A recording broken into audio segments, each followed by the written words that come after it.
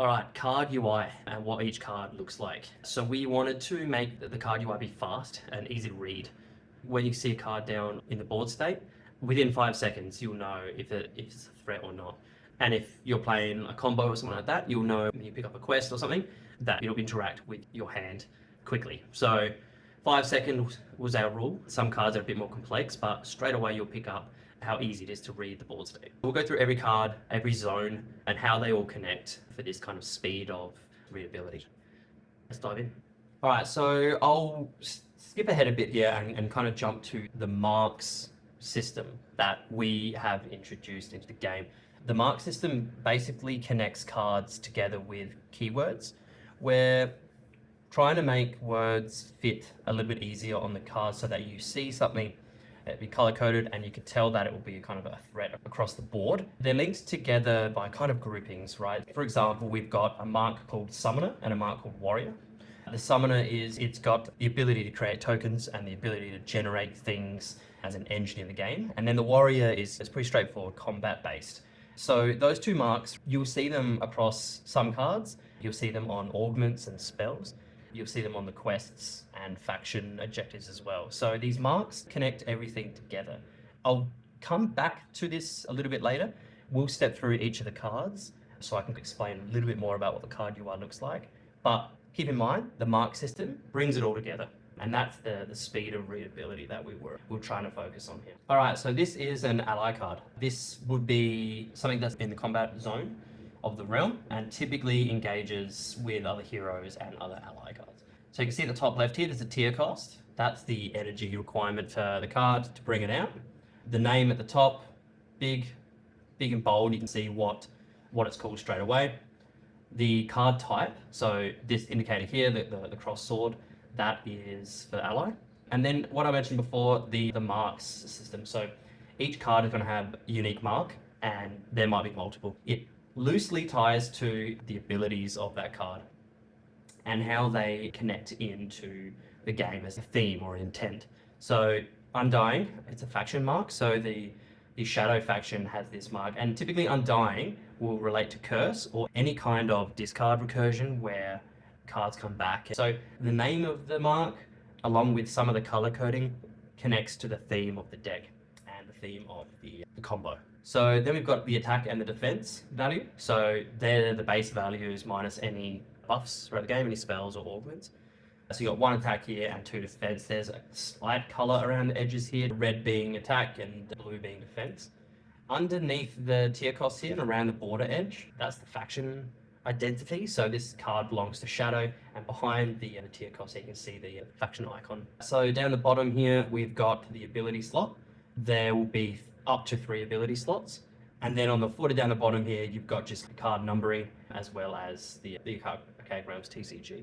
Once the card art is final, we'll have the artist that's doing the work on this one here. Excuse the placeholder art for the minute, my rough perspective. Some of the other cards that you're going to see through here are actually final pieces of art as well. So the rest of the card is the art from our awesome team. Moving over to Augment cards. So similar to the ally card, same layout for some things at the top here, right? So tier cost and name banner, that'll stay the same.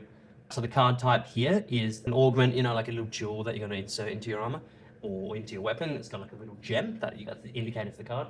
And then we have our mark system here. So you can see now, as compared to the ally card before, we've got another mark on there. So Undying and Ritualist for this one. They're not directly related to abilities, so you're not going to get another mark if there's another ability there. Sometimes one mark can cover the abilities and what they do. So the idea around the marks is it gives you the average feel or theme to the intent of that card and how it functions. So Ritualist is a bit more of a spell mark where you can reduce kind of cost of cards and things like that, and it's more themed towards the Shadow faction than it will be like the Divine faction. And then everything else stays the same. So most of it's art and then just the core readability of the card. So as soon as it comes out, you'll see that these two marks can interact with other things on the board state. So we have the spell card here, similar layout, different mark system though, right? So we've got card type here, it's a little kind of spell book, and then you've got Summoner and Harbinger. So Summoner, obviously, calling zombies, and Harbinger's an aura-based mark, where things can get buffed by having that as a mark on your cards. Because it's a spell card, it still buffs the zombies here, right? Similar readability, instant threat. As soon as the card comes out, you can see what it's going to do. Let's go to the hero cards. Now, there's a lot more card UI going on in the hero cards because the heroes are really the leaders of the deck, leaders of the faction, right? So they set the tone to the game. So there needs to be a lot of information on these cards. So we have the faction indicator at the top. Now, there's not a tier cost in there anymore because you don't play them as a cost. They just come out. We also have the hero indicator there as a subtype. There's only 2 cards that have a secondary indicator that's not a mark. So they look like an ally card, obviously. We put the hero subtype there as well, just to be safe. So you can see here, there's 3 marks: Summoner, Undying, and Harbinger. So it indicates straight away that Malachi can create zombies, that he has the ability to bring things out of the discard pile, and he can buff and increase the stats of allies that are in the realm. So straight away, you see that color combination, you know he can engage with them. This is where the hero card gets a little bit more complex. They have hit points, and each hero is going to have a different hit point total. So that's indicated under their attack and their defense. So the HP system here, we have the base ability, right? We've got here from 12 to 9 hit points. The video that we made last week goes through the hit point threshold system a little bit more. If you haven't watched that one, go watch that, because this is where it makes more sense. So at the top here, you got the base ability, which is always active. Once you get below the next threshold, so on Malachi here, when you get below 9 hit points and into 8, you unlock the next ability. So that turns over a realm control point to your opponent, but the upside to that is it balances it out a little bit because your hero gets stronger. He now buffs zombies on the next threshold. And when he's critical red, you give away 2 realm control points to your opponent, and he is now full power. So he's just a board state threat now, where he can essentially just pay 2 energy and offer 1 zombie, and you can return cards from your discard to your hand. So he is a massive threat that needs to be removed. So that's the portrait cards. You'll see on the board state that we have all kind of deck building cards be portrait. Exception on that is the vault cards. So we aren't going to go through vault cards today. I'll quickly explain what they are though. Watch our other video for what vault cards are and how they interact with the board state. But for the card UI itself, they're going to look exactly the same as either an augment, spell, or ally card. However, there's going to be no marks on that, and they're going to be colors. So they're neutral to the realm, but they will offer things that benefit your hand and your deck. They're a separate system that influence the game based on the realm location that you're in. Okay, so now we're going to move to the landscape cards. So the cards that are on the side is either a quest, a faction objective, or a realm location. So quest cards, a bit different from the portrait cards, but similar in readability and board state. So at the top left, all quests are going to be connected to the realm location. So we have a little icon at the top that will be the realm location that's picked, and all those quest cards linked to it. You'll know straight away that these horizontal cards are linked to that realm location. So this one here at the top is the quest name, Breach the Riftline, this one. And then the card type, you got a little treasure chest because the quest reward is treasure. Then at the bottom here, we have suggested marks. This is a system where it ties together the marks of the cards that could engage with this quest. You'll get this quest done faster if you have a summoner or a warrior marked ally. So you can read down the bottom here, deal 5 total combat damage to an opponent's active hero in a single combat phase. So that implies that summoner or warrior cards that are just combat focused cards are going to be good to complete this quest. So straight away, if you're pulling up a new quest card and you can see that you've got a lot of warriors out, you will grab this quest because it's an easy win, right? And then down the bottom here, we have a reward as well.